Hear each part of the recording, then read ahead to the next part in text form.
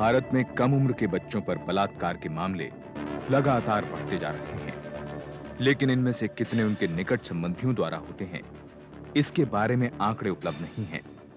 लेकिन ये गुनाह हो रहे हैं, कभी घर की इज्जत का हवाला देकर, कभी जात बिरादरी का डर दिखाकर, तो कभी समाज के नाम पर इंसेस्ट यानी निकट संबंधी के साथ बलात्कार पर पर्दा डाल दिया जाता है।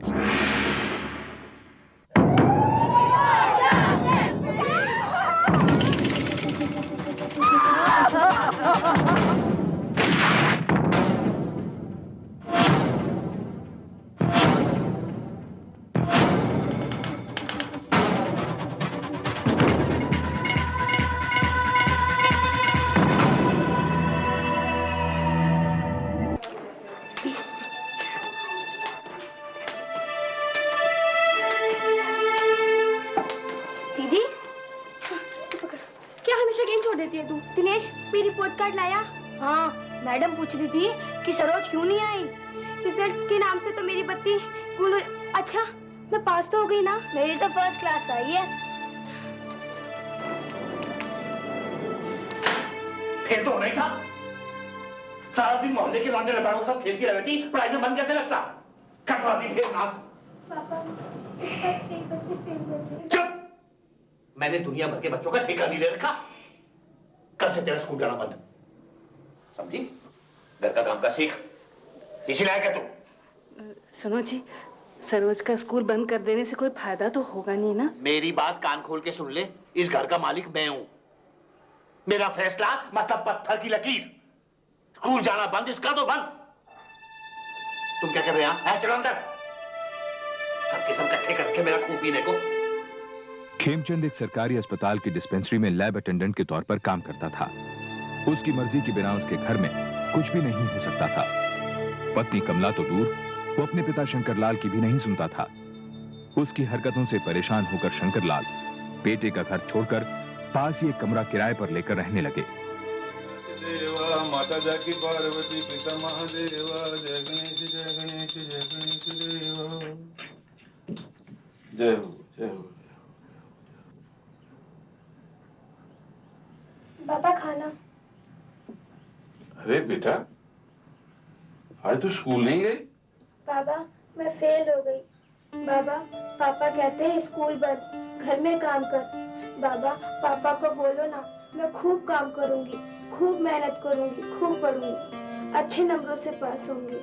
बाबा, पापा को पटा लो ना। हाँ बेटा, मैं बात करूंगा। खेमचंद के पिता और पत्नी दोनों को पता था कि उसके निर्णय को बदलना बहुत मुश्किल काम है। फिर भी उन्होंने कोशिश की। इसके बावजूद सरोज का स्कूल जाना बंद हो गया। लेकिन बचपन से जवानी की दहलीज पर कदम रखने वाली 13 साल की सरोज कुछ ही दिनों में अपनी इस नई जिंदगी में मस्त हो गई।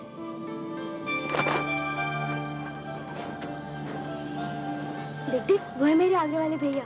पूछ रहे थे कि तेरी सहेली आज तक दिखती नहीं, क्या नाम है उसका? इस खोचू को पागल खाने वाले ने छोड़ कैसे दिया?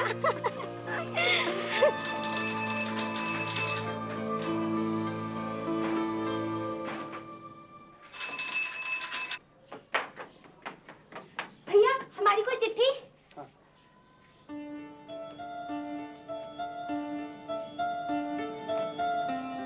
ओ, मामा जी की चिट्ठी। मामा की चिट्ठी आई है। सरोज, अरे इतनी बड़ी हो गई पर अभी तक बचपना नहीं गया तेरा। पढ़ो। हाँ पढ़। आदरणीय जीजा जी और जीजी जी को राम सेवक का साधन चरण स्पर्श। आगे समाचार ये है कि अगला 16 तारीख शाके सवन। ये शाके सवन क्या होता है माँ? तू आगे पढ़ना। हाँ, जो भी है, उस दिन लड़की की शादी तय हुई है। अरे चलो, ये तो बहुत अच्छा हुआ। इसी बहाने मेरठ में भैया भाभी और नाते रिश्तेदारों से मिलना हो जाएगा। माँ, मैं शादी में पुराने कपड़े नहीं पहनूंगी। मेरठ वाले क्या कहेंगे? माँ, मेरे को भी नई पैंट चाहिए। मेरे को भी नई पैंट चाहिए। नाक पोंछ नहीं आती, नहीं पैंट चाहिए। अच्छा, अगर झगड़ा करोगे ना तो कोई भी शादी में नहीं जाएगा। अरे तुम्हारे पापा को आने दो, सबके लिए नए कपड़े बनवाऊंगी। हाँ, अच्छा चलो भागो यहाँ से, मुझे काम करने दो।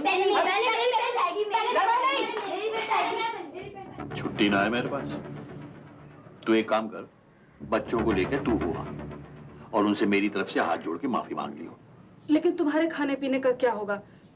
चाय तक तो खुद बना नहीं पाते, बाहर अटरम सटरम खाओगे। तो फिर ऐसा कर, इसे सरोज को छोड़ जा मेरे पास, ये संभाल लेगी। वो वैसे भी बहुत पर निकल आया इसके, वहां जाके कुछ उल्टा सीधा कर दिया तो फिर। लेकिन सरोज का बड़ा मन था कि वो जाए। तो फिर मेरे से पूछने की क्या जरूरत थी भाई? कर ले जो तेरी मर्जी आवे। नहीं नहीं, ठीक है ठीक है। सरोज बेटा, तू पापा का ख्याल रखना। हाँ,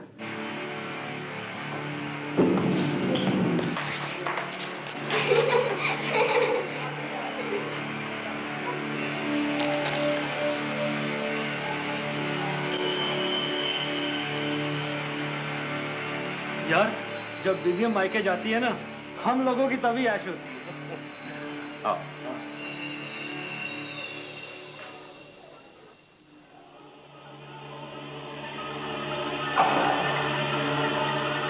मुन्ना, मैं सिर्फ 2 मौकों पे दारू पीता हूँ। खैर देख भाई, झूठ तो बोल मत। हाँ, सिर्फ 2 मौकों पे दारू पीता हूँ।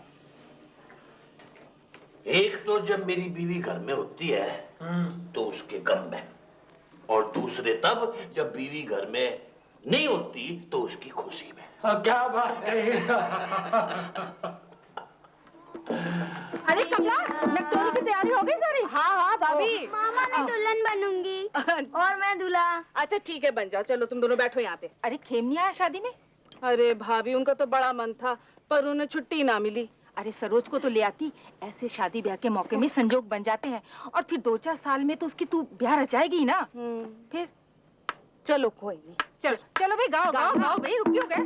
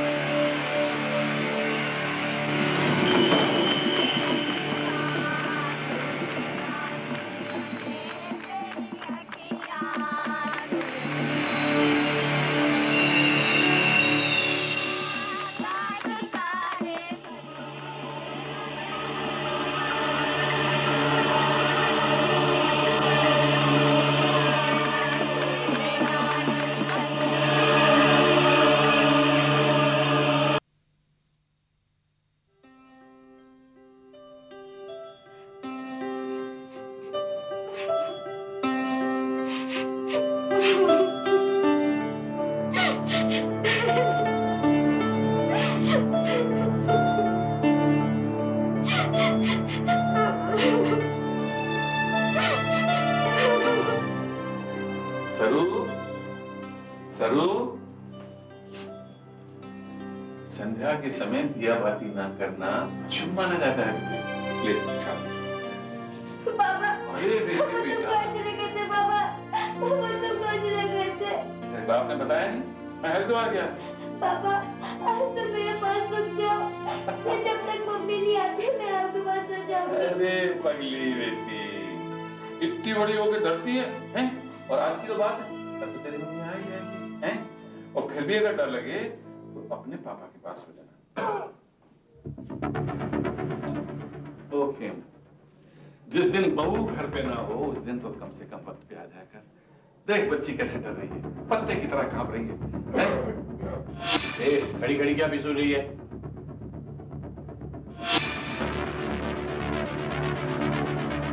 ले बचा ले।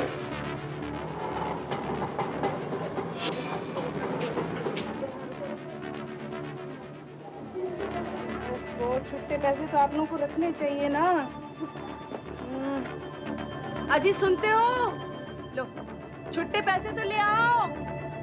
सरोज, क्या तुम लोग भी छुट्टे नहीं रखते हो कभी भी?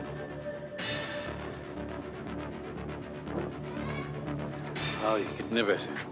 अजी 51 रुपये दे दो।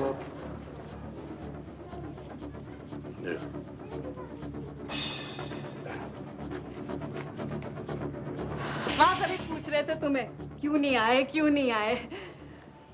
सरोज, लगता है सरोज नाराज है तभी तो दरवाजे पे नहीं आई, वरना तो।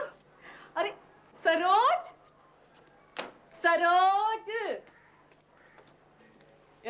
नाराज है मुझसे? हाँ? देख तो मैं तेरे लिए क्या लाई हूँ। ये ले, ये पकड़, पकड़ ना। अरे अच्छा देख, ये ले, ये पैसे तेरी कानपुर वाली मौसी ने भेजे। हाँ ये ले। और अब तो गुस्सा थूक दे। हे भगवान, अरे इतना गुस्सा। अच्छा देख देख, कसम से अगर अगली बार तू नहीं जाएगी ना तो मैं भी नहीं जाऊंगी किसी शादी में। सच्ची? अरे बच बच, अब तुम ही समझाओ ना इसे। देखो तो भला रोज चली जा रही है, तो इतना नहीं रोते। हाँ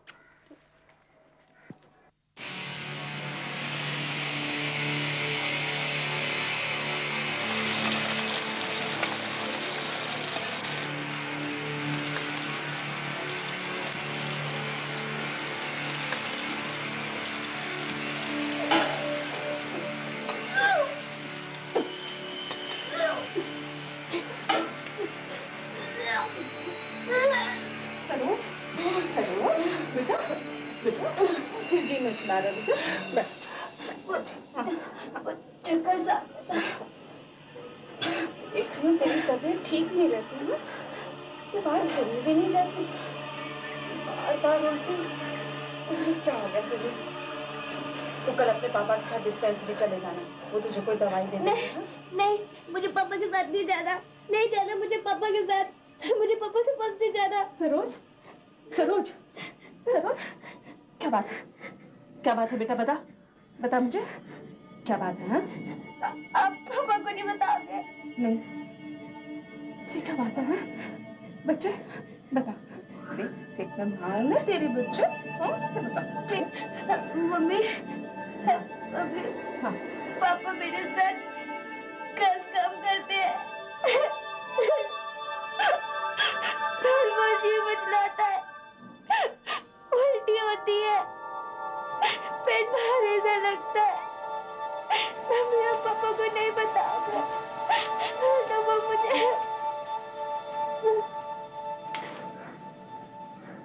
सरोज, तुझे पता है ना तू क्या कह रही? हाँ?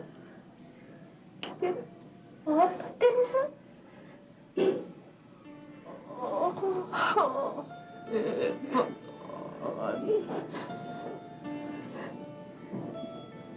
कब से है? कब से? जब हम शादी में गए थे या फिर जब आप नहीं होते हो।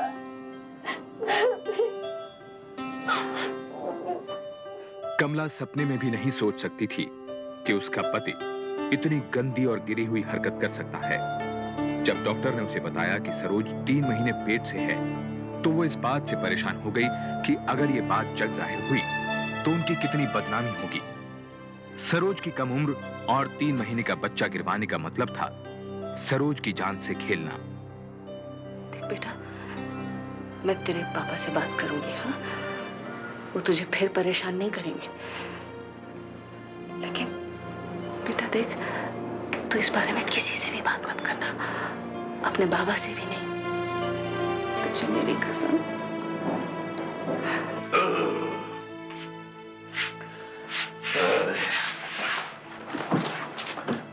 हाथ मत लगाना मुझे,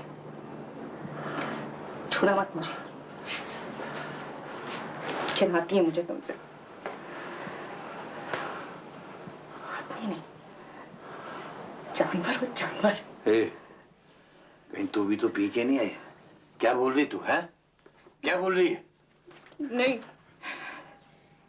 जानवर भी नहीं, जानवर भी ऐसा ना करे। अरे बाप, बाप होकर तुमने अपनी बेटी के साथ इतनी गिरी हुई हरकत की। अरे नरक में भी जगह न मिलेगी तुझे। हाँ नहीं मिलेगी। देख देख कमला, अगर तू सोच रही है कि मैंने खबरदार, झूठ तो बोलना मत, झूठ मत बोलना। 3 महीने पेट से है सरोज, 3 महीने। अरे 3 महीने। चुप चुप, धीरे बोल, धीरे।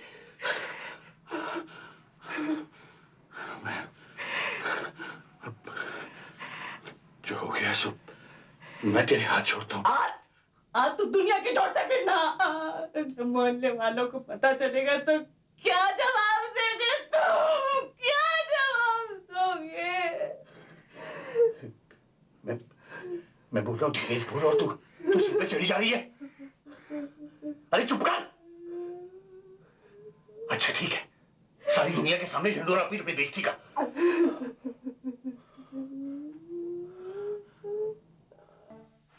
छी, इस कुत्ते को गोली मार दूं। इसे गोली मार रहे हो मुन्ना? इस कमीने बाप को जो अपनी बेटी से बलात्कार करता रहा। ये राक्षस अपनी ही बेटी से बलात्कार करता रहा। बच्ची थी, जब उससे सहा नहीं गया तो उसने अपनी मां को बताया। मां ने अपने पति पर केस कर दिया। नौकरी से छुट्टी होगी इस कमीने की। अरे साहब की नौकरी से क्या मतलब?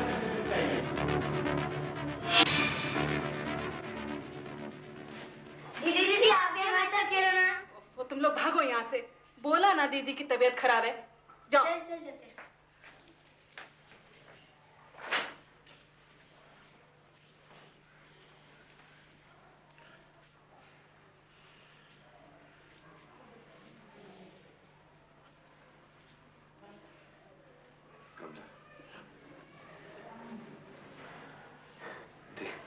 इससे पहले कि बात बिगड़े। अभी कुछ बिगड़ने को बाकी रह गया क्या?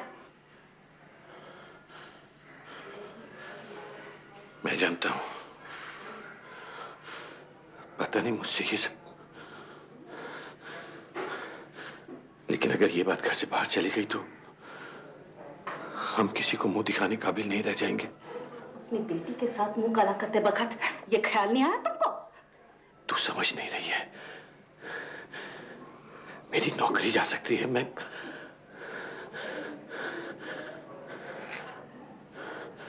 सरोज, बेटा तू ही अपने बाप को माफ कर दे। मैं तेरे पाँव छूना मत मेरी बेटी को। छूना मत। अगले कुछ महीनों में सरोज का घर से बाहर निकलना बिल्कुल बंद हो गया। उसकी सहेलियों को बताया गया कि वो बीमार है। उसके भाई बहन को भी उससे दूर रखा जाने लगा। सरोज को लेकर मोहल्ले में तरह तरह की बातें होने लगी, जिसकी भनक कमला के कानों में भी पड़ी। शंकर लाल को भी बहाने बनाकर सरोज से नहीं मिलने दिया गया।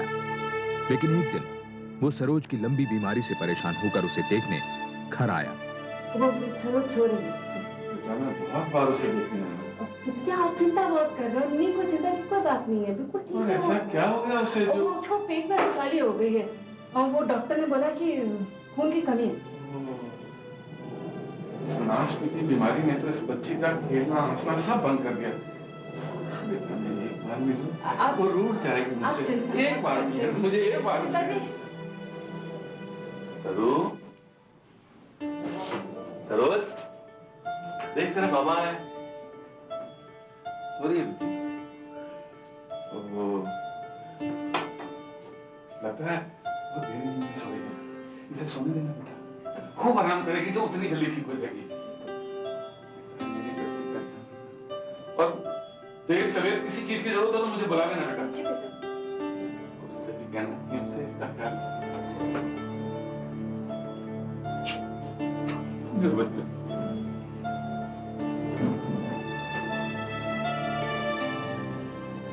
पोशंपा गई पोशंपा, लाल किले में क्या हुआ?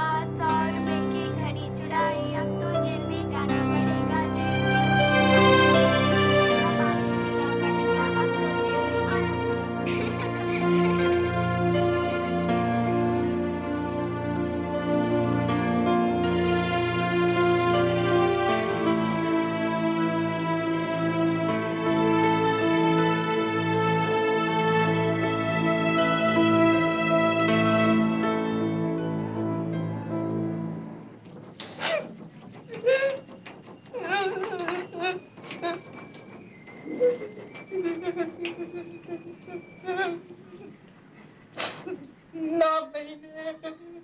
नौ महीने पेट में रखा मैंने उसे। अब तुम कहते हो कि अपनी जाई को मार डालो?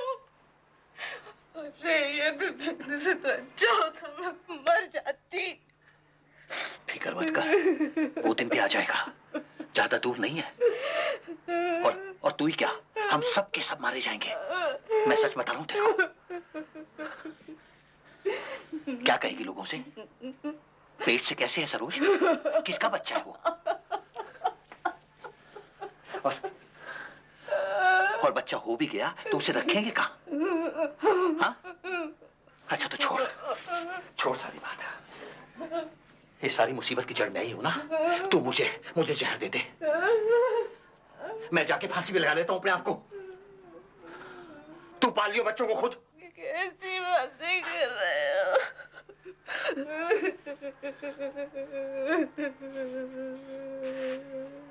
मेरी बात सुन,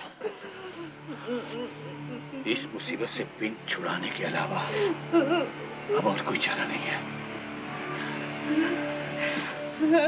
मेरी बात समझ रही है ना?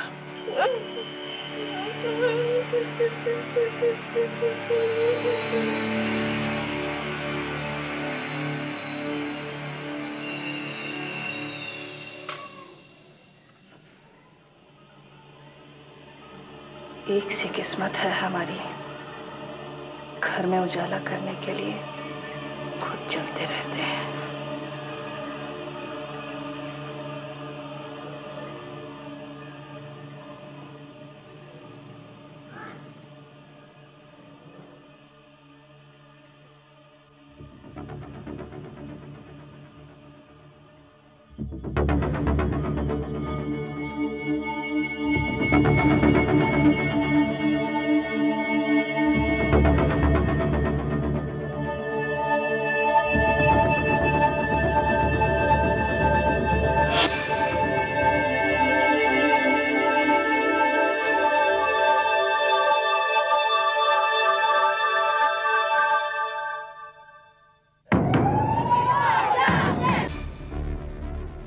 साल की मासूम सरोज को अपने एग्जाम्स में फेल हो जाने की वजह से अपने पिता खेमचंद के कहने पर स्कूल छोड़ना पड़ता है। कुछ दिनों बाद उसकी मां कमला और उसके भाई बहन एक शादी में मेरठ जाते हैं, लेकिन सरोज को अपने पिता का ख्याल रखने के लिए घर में ही रहना पड़ता है। इसी दौरान उसका बाप खेमचंद उसके साथ बलात्कार करता है और कुछ महीनों तक ये सिलसिला चलता रहता है। जब तक ये बात कमला को पता चलती है तब तक सरोज 3 महीने पेट से हो जाती है। कमला खेमचंद को अपनी बेटी के साथ कुकर्म करने पर खूब फटकारती है। खेमचंद भी सरोज के गर्भवती हो जाने की खबर से घबरा जाता है और कमला को बदनामी का डर दिखाकर सरोज को मारने को कहता है।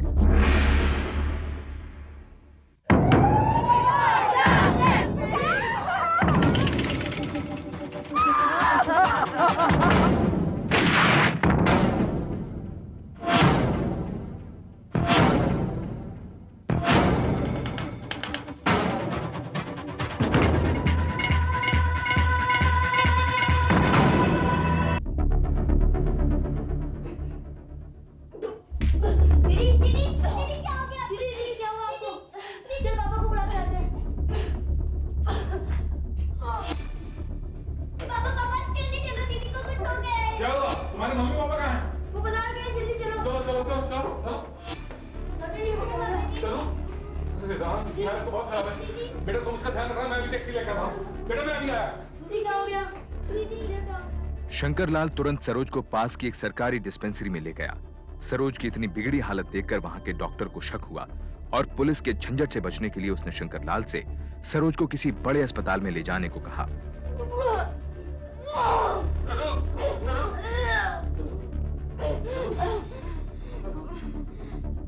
कब से उल्टी कर रही है? पता नहीं, कुछ महीनों से इसकी तबीयत खराब है। इसके माँ बाप कहते हैं कि इसको पेट में रसौली है।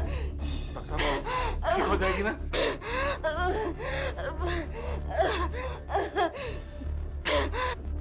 Oxygen fast.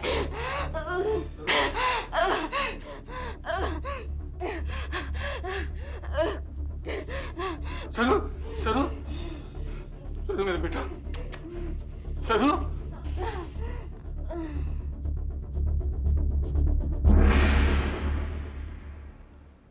माफ कीजिए, आपने बहुत देर कर दी। She is dead.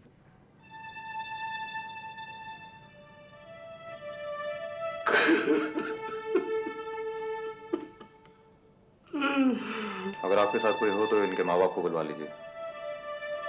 जब तक पुलिस नहीं आती बॉडी को मॉर्चरी में रखना पड़ेगा। पुलिस? पुलिस किस लिए? इतनी छोटी बच्ची की अचानक मौत, दूसरा ये प्रेग्नेंट थी, आई मीन गर्भवती। पुलिस को तो इन्फॉर्म करना ही होगा। और भाई, बॉडी को मॉर्चरी में रखा होगा।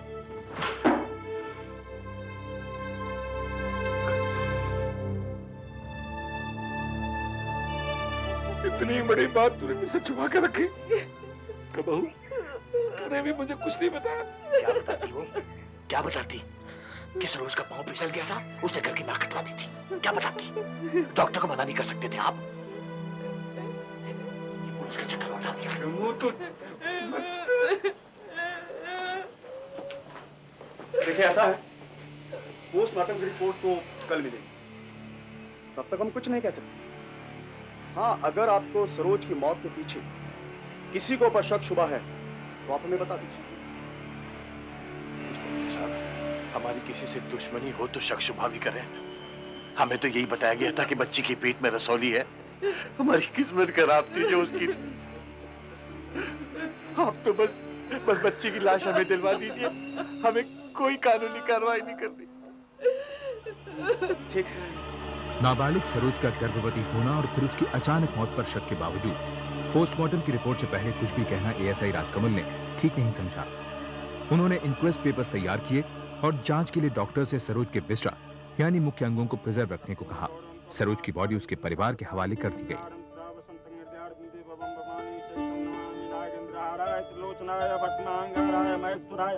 नित्याय सिद्धाय दिव्यंबराय ओम नमः शिवाय, ओम नमः शिवाय, ओम महाकाल रूपेण नमः शिवाय, ओम रुद्राय, ओम शांति रूपेण नमः शिवाय, ओम दीर्घाय, ओम दुर्गावतारम, ओम पति नमः शिवाय, ओम गौरीपति, नित्याय सिद्धाय दिव्यंबराय।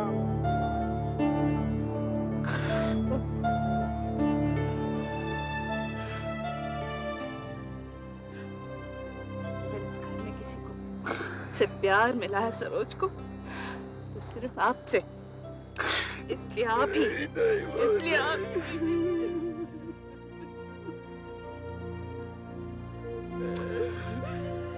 माफ कर दो मेरे बच्चे।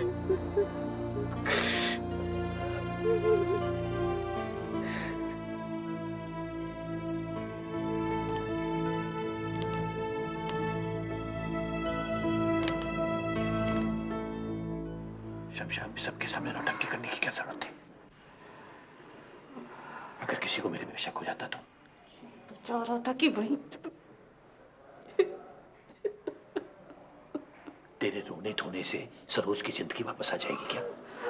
हाँ, तुम्हारे सर से तो बना टली, पाप तो मेरे सर चढ़ेगा ना। एक बेटी और है मेरी, कल को तुम उसके साथ भी कुकर्म करोगे और मुझे उसे मारने को कहोगे तो। एक बेटी और है मेरी, कल को तुम उसके साथ भी कुकर्म करोगे और। शंकर लाल ये सुनकर पागल सा हो गया कि खेमचंद ने सरोज के साथ बलात्कार किया और फिर उसके गर्भवती हो जाने की वजह से उसने कमला के साथ मिलकर उसे मार डाला। शंकर लाल ने ठान लिया कि वो अपनी पोती के हत्यारों को चैन से नहीं जीने देगा। उसने खेमचंद और कमला के खिलाफ एफआईआर दर्ज करने का फैसला किया। अब ये केस एएसआई राजकमल से एसएचओ पूनम बनर्जी ने संभाल लिया था। सरोज मौत के समय पेट से थी। बाप का नाम खेमचंद। उसी कमी मैंने अपनी बेटी के साथ मुंह काला किया तो फिर अपनी बहू के साथ मिलकर मेरी फूल सी पोती को मार दिया। कीड़ा पड़ेगा उससे, कीड़ा। इसका मतलब हुआ उसके पेट में खेम का बच्चा, यानी अपने पिता का। शंकर लाल के बयान के आधार पर इंस्पेक्टर पूनम ने सरोज की मौत के बारे में तहकीकात शुरू की। उन्होंने सरोज का पोस्टमार्टम करने वाले डॉक्टर से भी बात की। उन्होंने पोस्टमार्टम रिपोर्ट पढ़ी, जिसमें लिखा था कि मौत के वक्त सरोज के गर्भ में एक फुली ग्रोन मेल फीटस था, लेकिन उसकी मौत के कारण के बारे में कोई भी शक पैदा करने वाली टिप्पणी नहीं थी। फिर भी शंकरलाल के बयान के आधार पर पूनम ने खेमचंद और कमला को गिरफ्तार करने का फैसला किया। क्या बात?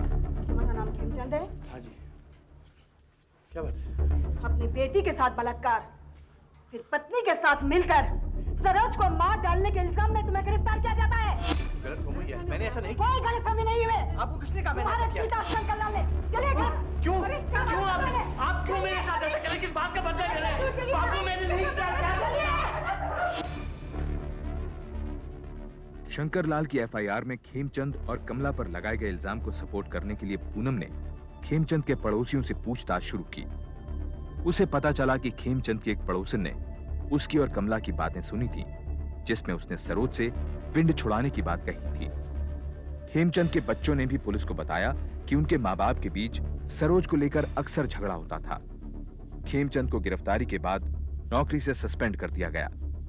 उधर शंकरलाल ने बच्चों का ख्याल रखने के लिए खेमचंद के घर में रहना शुरू कर दिया। क्या कर रहे हो बेटा? हाँ? दादाजी, गुड़िया के कपड़े फट गए। यहाँ पर ना मम्मी ने सरोज दीदी के कपड़े रखे थे, तो इसके लिए निकालने थे। ओह अच्छा, तो मैं निकालता हूँ। लो निकालो। देखो बेटा।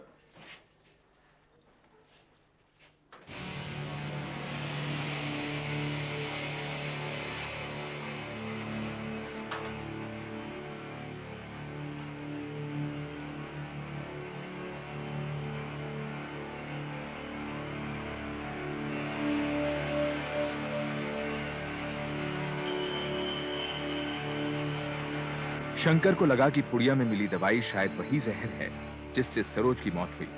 उसने तुरंत इंस्पेक्टर पूनम को फोन करके घर बुलाया। पूनम ने वो पुड़िया सील कर रासायनिक परीक्षण के लिए CFSL यानी सेंट्रल फॉरेंसिक साइंस लेबोरेटरीज भेज दी। कैसी माँ हो? हाँ? कैसी माँ हो?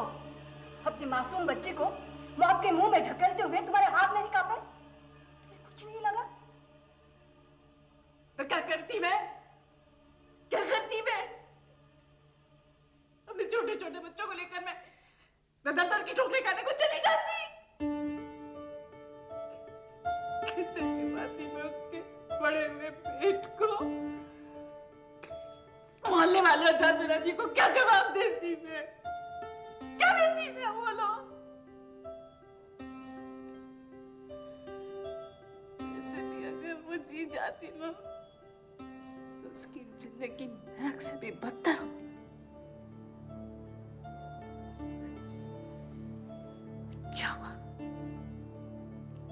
अच्छा हुआ वो मर गई।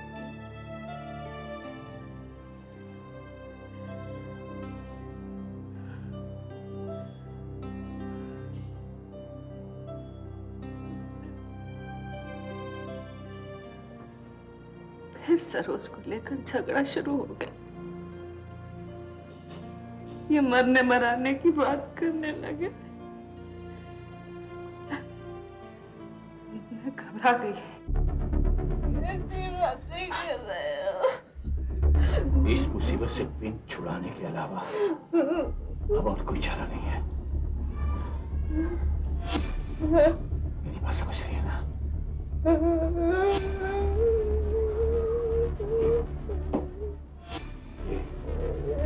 लैब से 3 बुनिया लाया था मैं। ये दूध में मिला के पिलाती हूँ।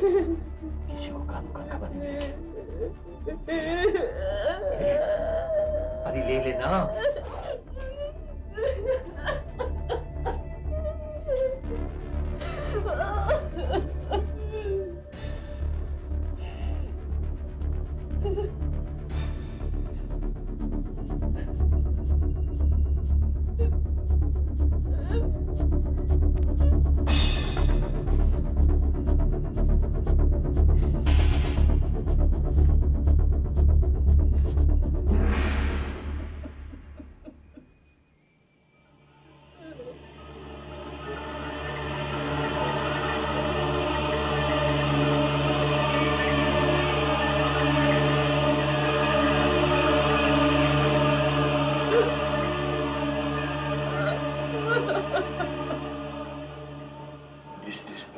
में काम करता था, वहीं से लाया था वो जहर की गोलियां।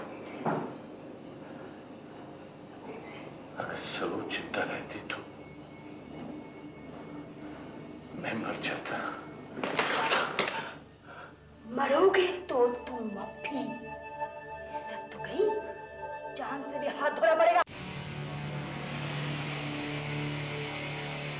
खेमचंद ने फैसला कर लिया कि वो कमला और खुद को बचाने की हर चंद कोशिश करेगा। उसने अपनी बीवी के जेवर और गांव की जमीन बेचने का इरादा कर लिया। उसने शहर के नामी क्रिमिनल लॉयर राकेश शर्मा को अपना वकील नियुक्त किया, जिसके बारे में मशहूर था कि वो बिगड़े से बिगड़े केसेस को संभाल लेता है। एसएचओ पूनम का त्रिलोकपुरी थाने से तबादला हो गया। राकेश शर्मा ने हाईकोर्ट में खेमचंद और कमला की बेल एप्लीकेशन दायर की, जिसे नामंजूर कर दिया गया। राकेश शर्मा ने शंकर लाल को बातचीत के लिए बुलाया। देखिए वकील साहब, अगर आपने मुझे ये कहने के लिए बुलाया है कि मैं खेम और कमला पर लगाए गए इल्जाम वापस ले लूं, मुझे आपसे बात नहीं करनी। नहीं, ऐसी कोई बात नहीं, ऐसी कोई बात नहीं। देखिए शंकरलाल जी, मैंने आपको यहाँ इसलिए बुलाया है कि आपने अपने पोते और पोती यानी खेमचंद के बच्चों के बारे में कुछ सोचा है? मतलब? मैं कुछ समझा नहीं। देखिए, सरोज को तो अब हम वापस ला नहीं सकते। हो सकता है कि खेमचंद और कमला को उम्र कैद हो जाए या फांसी हो जाए, तो फिर उनके बच्चों का क्या होगा? कौन उनको संभालेगा? उनके कपड़े लत्ते, खाना पीना, पढ़ाई लिखाई, बेचारे सड़क पे भीख मांगेंगे। क्या बात कर रहे हैं आप? क्या बात कर रहे हैं? मेरे जीते जी ऐसा कभी नहीं होगा। नहीं, भगवान न करे ऐसा हो, बिल्कुल ऐसा नहीं होना चाहिए। लेकिन शंकरलाल जी, कल अगर आप ही को कुछ हो तो फिर क्या होगा? कौन उनको संभालेगा?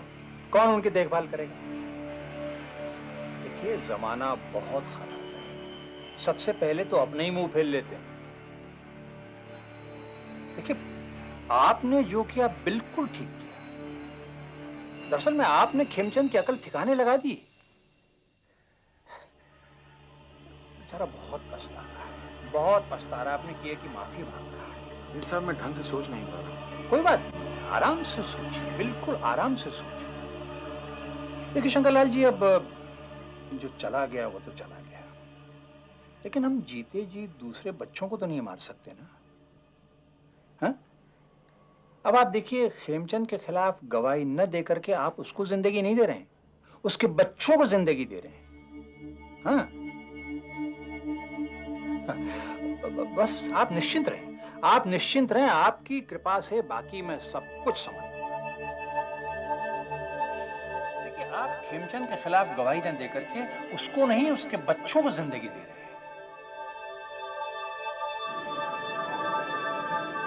गुड़िया, हाँ पापा। बेटा तुम लोग खेलने नहीं गए? बाबा, हम तो बहुत दिनों से खेलने नहीं जा रहे। क्यों बेटा? वो हमें खिलाते नहीं है और हमें कहते हैं कि हमारे मम्मी पापा को पुलिस ले गई है और उन्होंने सरोज दीदी को मारा है। लेकिन बाबा, सरोज दीदी तो बुखार से मरी थी ना।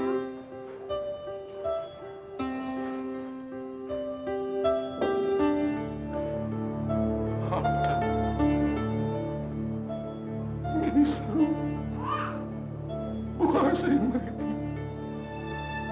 शंकरलाल, आपने अपनी एफआईआर में कहा था कि आपका बेटा खेमचंद आपकी पोती सरोज के साथ जबरदस्ती किया करता था और जब सरोज के बच्चा ठहर गया तो आपके बेटे खेमचंद और उसकी पत्नी कमला ने मिलकर उसे जहर दे दिया।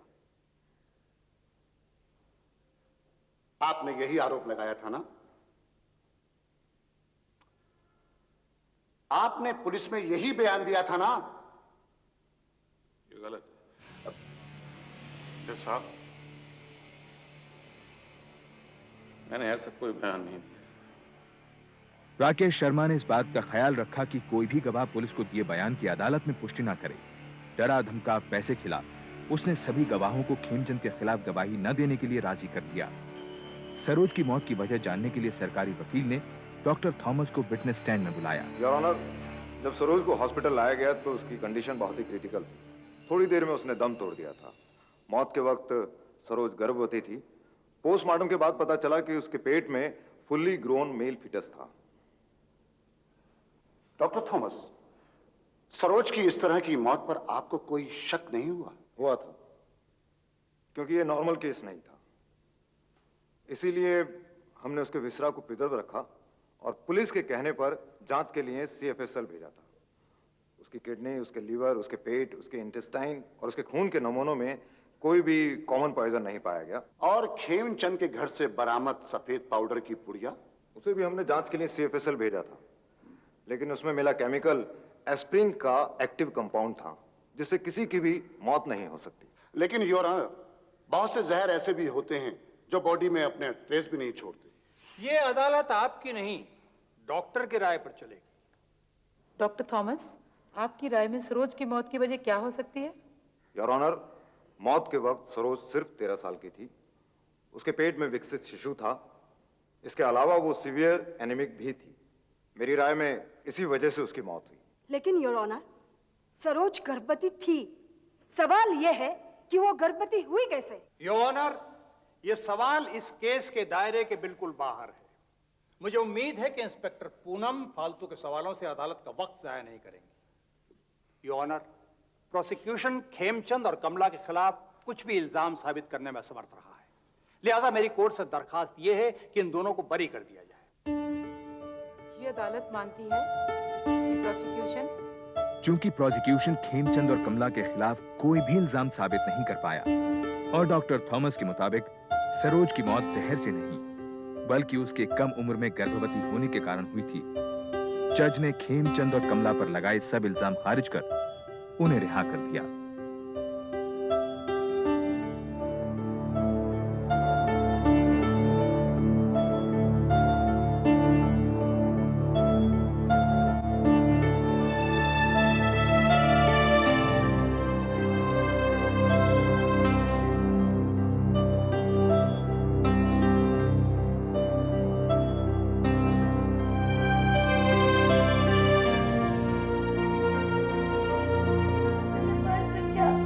जब तक मम्मी नहीं आती मैं आपके पास सो जाऊंगी बाबा। पगली, इतनी बड़ी हो गई है मेरी बेटी और फिर भी डरती है, हैं? आज ही की तो बात है, कल तेरी मम्मी आ जाएगी। ये अगर डर लगे तो अपने पापा के पास सो जाना, हैं?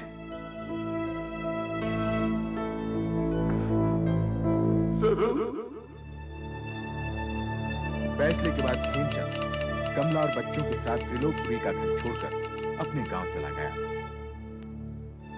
इंस्पेक्टर पूनम अब दिल्ली में पुलिस ट्रेनिंग कॉलेज में काम कर रही हैं। शंकरलाल ने खेमचंद के साथ अपने संबंध तोड़ दिए। वो अब कहां है, कोई नहीं जानता।